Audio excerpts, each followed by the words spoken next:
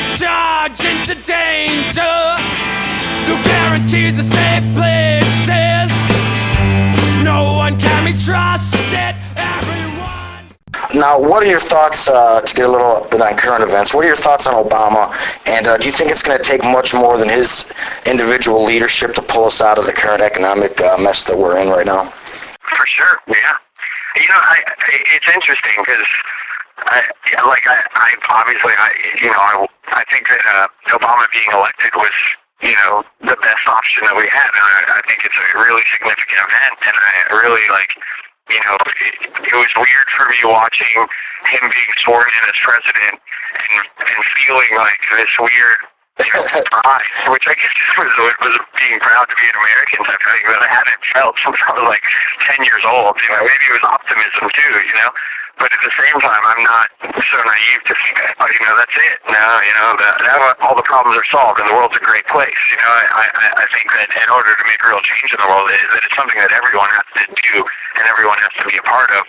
I also think that it's really weird and an interesting time right now with all that you hear about the economy and everything like that. I mean, I feel like, you know, I was talking about it with my wife yesterday, and it's like everywhere you go, you have people saying, you know, at the tail end of whatever they're talking about, like, you know, blah, blah, blah, with the economy, how it is, or, yeah, you know, with the economic times that, like, they are, you know, and it's really weird, and it's almost like that the economy has replaced terrorists in the American psyche. You know, that this is the new boogeyman, is that we're in a recession, we're heading toward a depression, and this, oh my God, everybody's freak out, and everybody, you know, run for cover, everybody buy canned goods, and you know, freak out. But it's crazy, and I don't know. I mean, I don't understand it. I don't understand the bailout. I don't understand Wall Street. I don't understand any of that stuff. It's completely beyond me and over my head. So I don't really understand what the proper, I don't have an opinion on what should be done, you know, and I don't really understand all the way that it affects my life. So it's really a hard subject to grasp. And I think that that's the same for most people, you know. But I don't know. Yeah, I'm not even sure a lot of the lawmakers even understand it, to tell you the truth. Yeah, which I'm sure is part of the reason why we're in such a problem, you know? And it's funny you touched upon your feelings watching the inauguration, because I felt the same way. I'm like, what are these strange feelings that I'm thinking right now while I'm watching this? I'm like, I'm not usually this positive about government officials here. Yeah, no, it was kind of uncomfortable almost. I didn't know what to do with it. Right.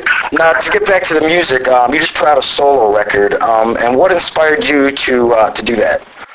I really just wanted to be active, you know. I mean, I felt like that it was a really significant point in American history and a really significant election, and that there was a lot of stuff happening, and I wanted to be a part of that. But I mean, it's, you know, it's not like I could go out and, you know, work with Obama or work, you know, like what I felt best to do and where I felt like I could be most active was doing what I do, which is play music and write songs. And we had a break in between tours, and I had some songs written, so I wanted to go and record them and put out a record. And I just, you know, I think it's a really good thing to stay active in life in general, and that was kind of in the name of that, you know? Absolutely. And now what's in store for you and Against Me? What's next?